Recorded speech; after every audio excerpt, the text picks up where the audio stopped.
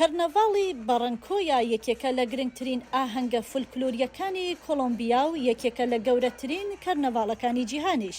کەرنەڤاڵەکە مێژوەکەی دەگەڕێتەوە بۆ سەدەی 19ەم.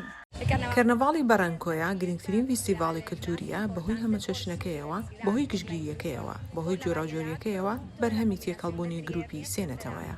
4 ڕۆژ پێش ئاهەنگەکە بەڕەنکۆیا خۆی دەڕازێنێتەوە بۆ پێشوازیکردن لە گەشتیارانی نیشتیمانی و بیانی بۆ ئەوەی لەگەڵ دانیشتوانی شارەکەدا پێکەوە چێژ وەرگرن لەو ئاهەنگەی کە 4 ڕۆژ دەخایێنێت.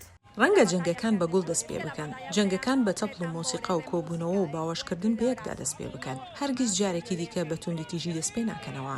جیاوازیەکان تەنها بە هێزی جەستا یەکلایی ناکرێتەوە. لە ماوەی کەرنەڤاڵەکەدا چالاکی ئاساییەکانی بەڕەنکۆیا لا دەبرێن، چونکە شارەکە سەرقاڵی سەمای سەر شەقام و نمایش و موسیقا دەبێت.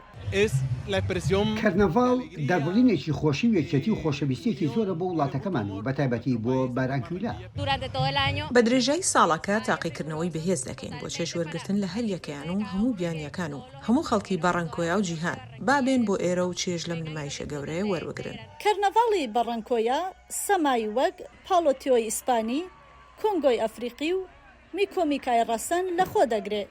هەروەها زۆرێک لە شێوازەکانی موسیقای کۆلۆمبی پێشکەش دەکرێن کە دیارترینیان کۆمبیایە و ئامێرە نەریتیەکانی خۆیان بەکاردەهێنن.